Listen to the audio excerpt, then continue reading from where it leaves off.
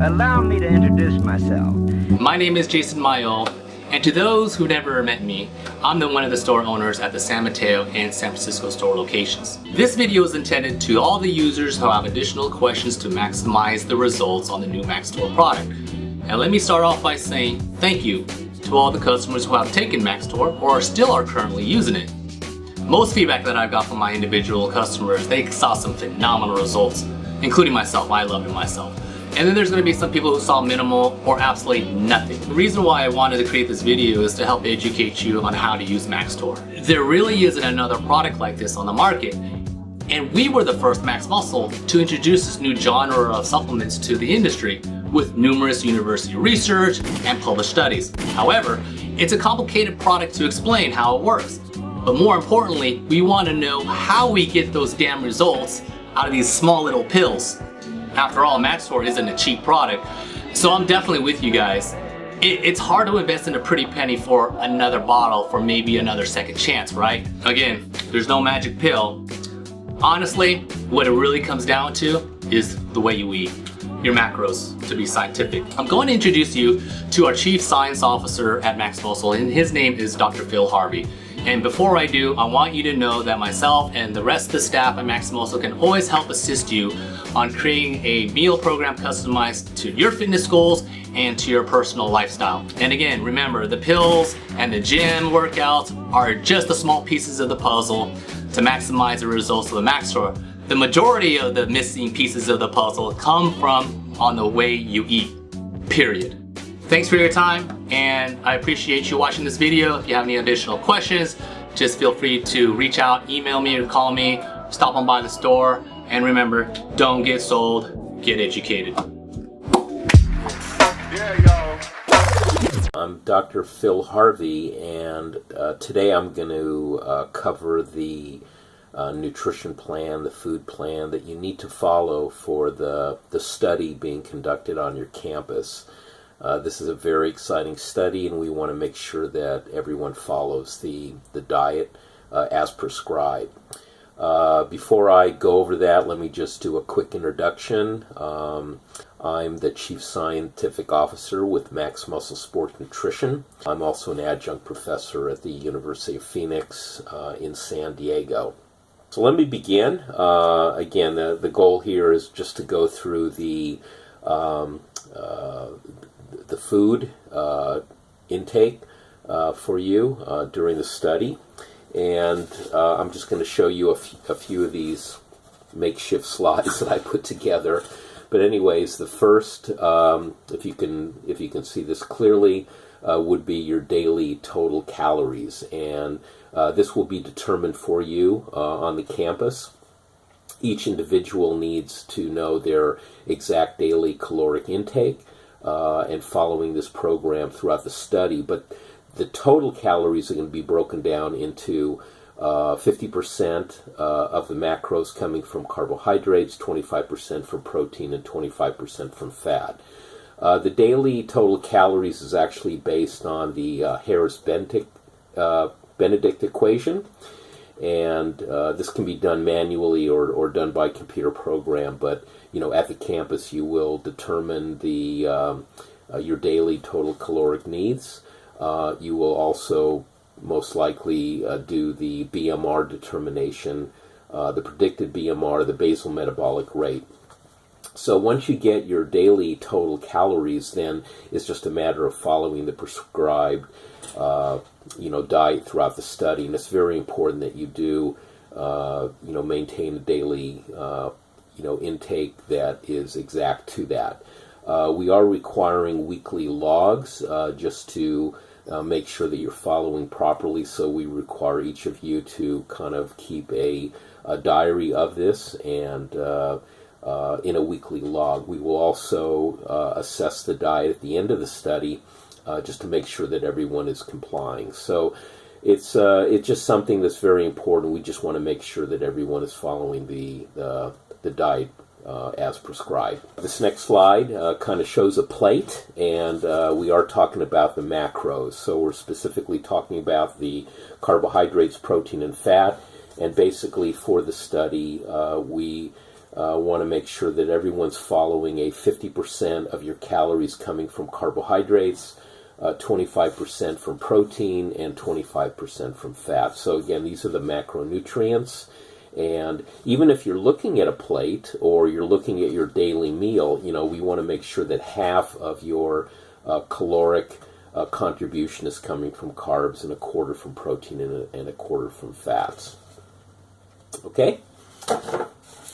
There's a lot of great information on the internet, and I actually downloaded this. It's called Putting It All Together, Carbs, Protein, and Fat. And basically the website is listed down below. As you can see, you can actually just Google Putting It All Together. And if you can see here, you can actually insert your total number of calories as determined and then how many meals per day.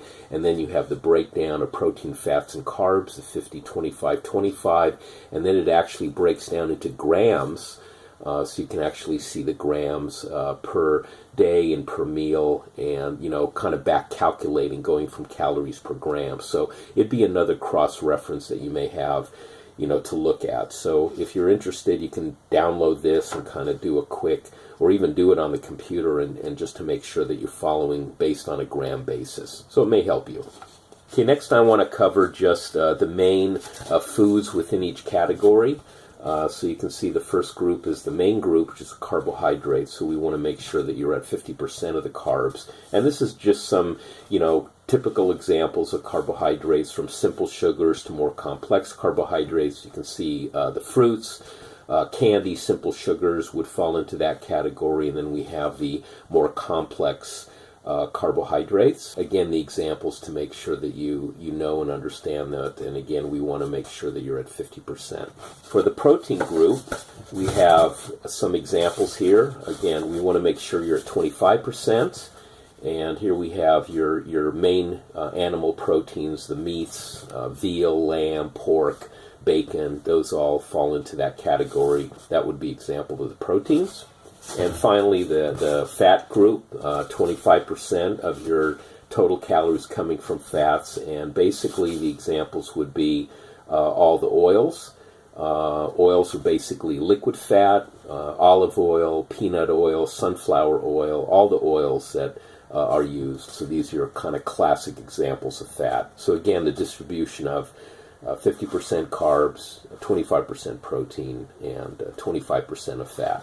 There's a lot of great information on the internet. I just kind of printed this out. This basically just shows what are called food serving sizes, typical sizes. You can see, some representative examples from meats, a serving equivalent to a deck of cards. And then we have, a baseball representing various fruits of that size, medium fruits. And then we have an ounce of cheese, kind of these 4 dice.